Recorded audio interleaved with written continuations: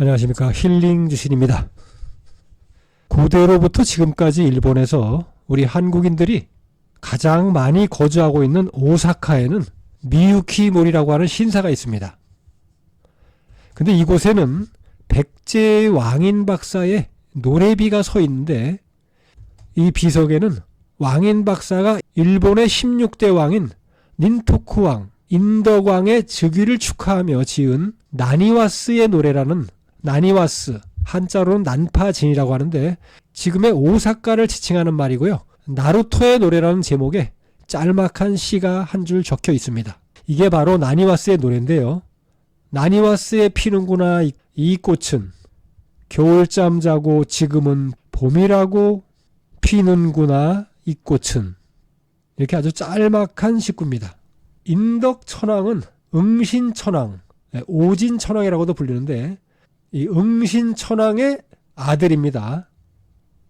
응신천왕의 뒤를 이어 왕위에 올라서 둔전을 설치했으며 오사카 지역의 홍수 예방을 위해서 치수 사업을 비롯한 대규모 토목공사를 벌인 것으로 알려져 있는 인물입니다. 미유키모리 신사는 일본 최초의 통일국가로 알려진 야마토 정권의 기틀을 세운 인덕천왕, 닌토쿠 천왕을 모시는 신사로 알려져 있고, 이런 신사에 백제인 왕인 박사의 노래비가 서 있는 까닭은 과연 어떤 연유에서일까요? 인덕왕은 누구이며 왕인 박사와 인덕왕은 두 사람이 어떤 인연이 있었기에 백제인이 일왕의 즉위를 축하하는 시를 짓게 된 것일까요? 인덕왕릉은 그 넓이가 이집트 쿠푸왕의 피라미드나 중국 시안에 있는 진시황릉을 능가하는 세계 최대의 3대 무덤으로 일본인들이 자랑하는 문화유산입니다. 그 길이가 무려 486m, 높이가 35m의 거대한 왕릉으로서 일본 건설 회사들이 첨단 장비로 무덤 공사에 투입된 인력을 계산해 보았더니 무려 2000여 명의 장정들이 16년간 동원되어 이들이 저날랐던 돌과 흙은 무려 10톤 트럭에 30만 대 분량인 어마어마한 대규모 공사였던 것으로 알려져 있습니다. 그러므로 무덤의 주인인 인토쿠 왕은 고대 시대에 그 정도의 많은 인력을 동원할 수 있었을 정도로 강력한 통치력을 행사하는 중앙집권적 통일국가를 이끌었던 왕이 분명해 보입니다. 일본의 고대 사학자들은 일본 고대사에서 실질적인 왕권이 시작된 시점을 인덕왕으로 보고 있으며, 인덕왕이 제위하던 시절 오사카는 큰 번영을 이룬 것으로 알려져 있습니다. 오사카가 일본의 중심지로서 번영을 이끈 시대를 나니와 대세라고 명명하고 있는데, 이 시대를 열었던 인물이 바로 닌토쿠 왕이라고 밝히고 있습니다. 인덕왕이 백제인들을 특별히 아끼고 사랑했다는 것은 여러 문헌에서 확인이 되는 사실인데요. 이는 분명 인덕왕이 백제와 특별한 인연이 있기 때문이었을 것입니다. 백제 왕실과 닌토쿠 왕실의 관계는 인토쿠 왕릉에서 발견된 각종 유물들이 백제 무령왕릉 고분에서 발견된 유물들과 너무 흡사하다는 사실이 나오면서 더욱 확신을 갖게 했는데요. 대표적으로 청동거울, 바로 동경의 발견인데요. 1872년 인덕왕릉에서 출토된 것이 1971년 백제 무령왕릉에서 발굴된 것과 거의 비슷해서 한일 역사학자들로부터 쌍둥이, 복제품이라는 소리까지 들었을 정도였습니다.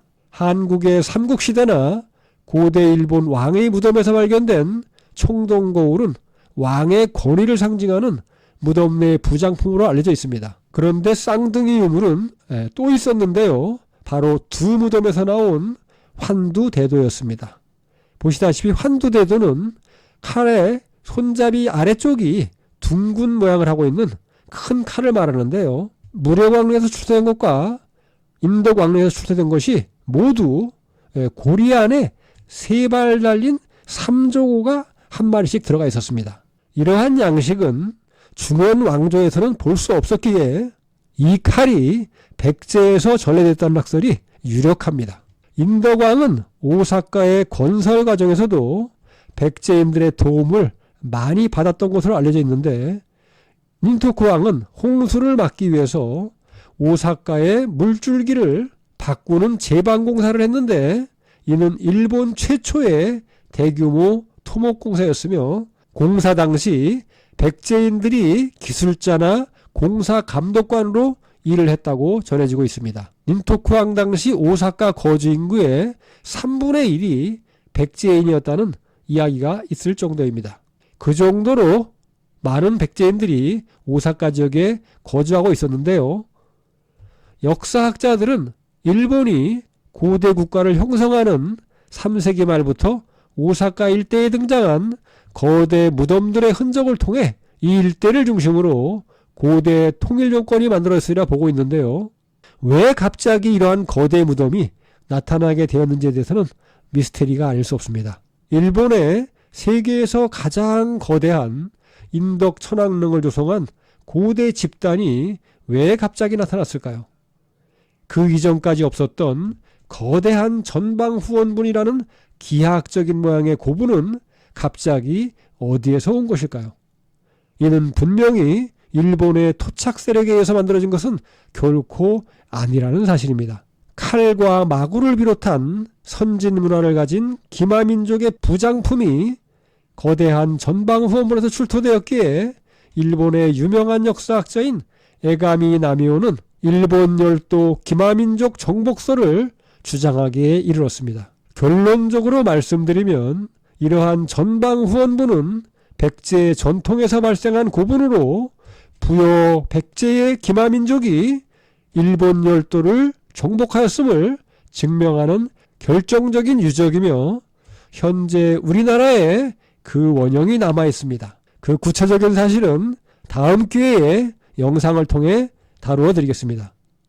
백제는 22담로를 설치하여 중국 대륙과 한반도 그리고 일본 열도를 아우르는 해양 대제국으로서 그 일파가 지금의 일본 지역에 다이센 고분을 건설하게 되었던 것으로 보입니다.